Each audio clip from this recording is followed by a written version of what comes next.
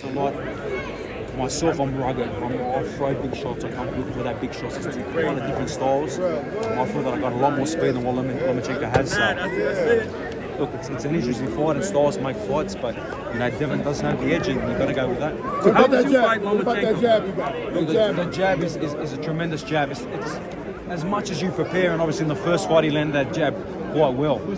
In the second fight we prepared very well to get away from that jab, but he was still able to land that because the kind of fighter Devin is, because he's big and rangy and has that reach, he makes you feel like you need to work harder. And I think Loma's going to feel that way. He has to work harder. Now, when you work harder, you open yourself up a lot more. Now, you kind of forget about that jab, that sharp jab when you're trying to land your big shots. So he's got that pinpoint jab.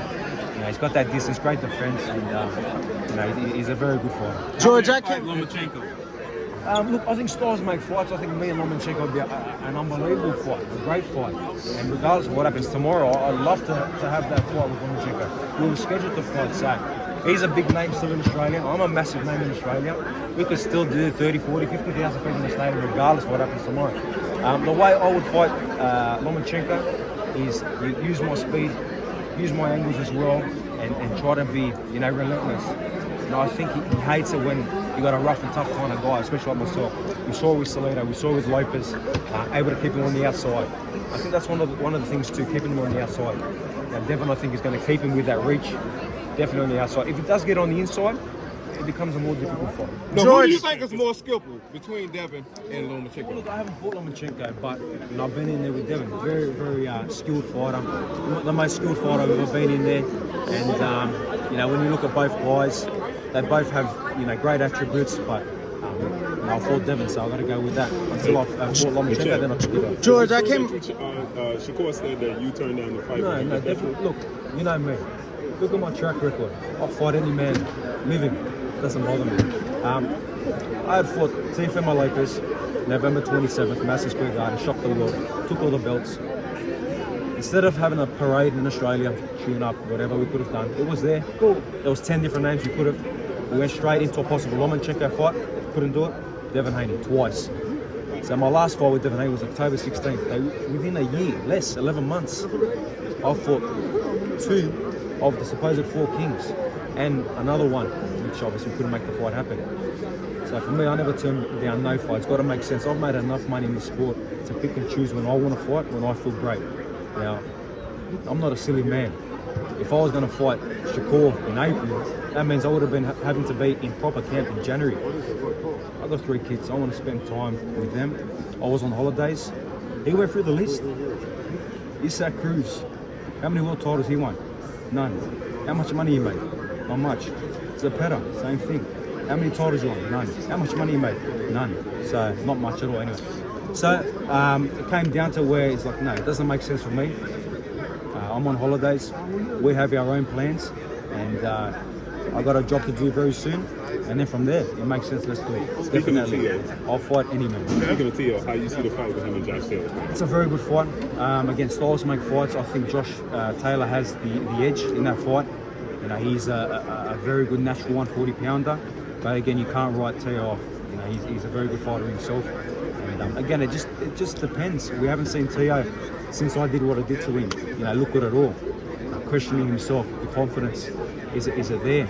We'll have to wait and see. George, I came over here a little bit late, so you probably already answered this, but obviously your thoughts on the weigh-in and then the push, and the size difference as well. Just your thoughts on the weigh-in overall. Yeah, it was a little bit difficult for me to see it from this angle, but I'll check it out on the replay.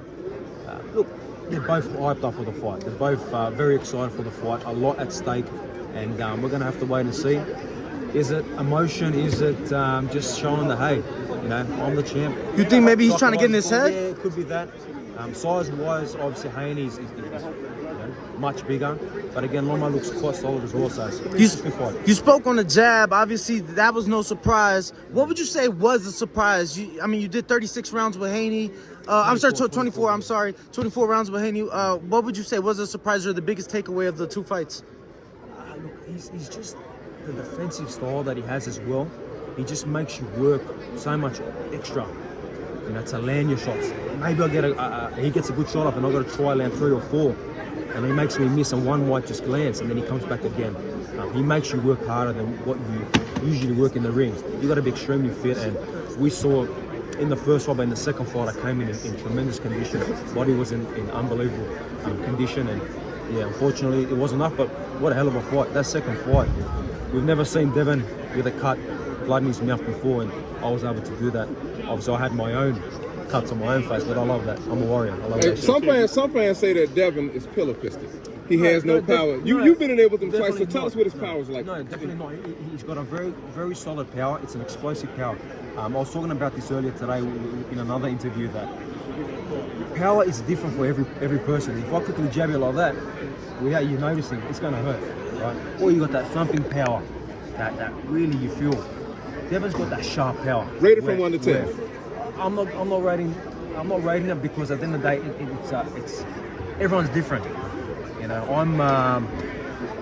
I've been in some real solid fights, some big fights. I've taken some big shots in my career where I feel the power and I can get through it. Some other guys that don't feel power might rate it a different size. I'm not going to rate it, but you know, he definitely has power, and you know, let's see tomorrow. You've been in there with Teofimo Lopez 12 Yes. rounds. You've been in there 24 rounds. Who has more power, and who do you think wins if Devin moves up to 140? Look, I think Lopez has more of the thumping power. You know what I mean? It's that thump. But again, thumping power doesn't win you fights. It's the sharpness. It's the shots that you don't see. That you know, take its toll and break you down. That's what Devin has. If they were to fight at 140, I think Devin is again the jab, the movement. You know, he'll be able to pick him from distance. But again, Lopez, you can never count him out. He's a very good fighter, regardless of what I did to him. He's a very good fighter, and let's see what he does with Josh Taylor. If he was to beat Josh Taylor, that puts him back, you know, right up there. And then interesting super fights to be made. Family, don't forget to hit that like button. Subscribe to the YouTube channel. Help us get to that 1 million subscribers. We're on the road to 1 million. And obviously, we have other great content on our Patreon channel. So since this video is over, head on over to our Patreon and check out all the exclusive content or right here on our YouTube members.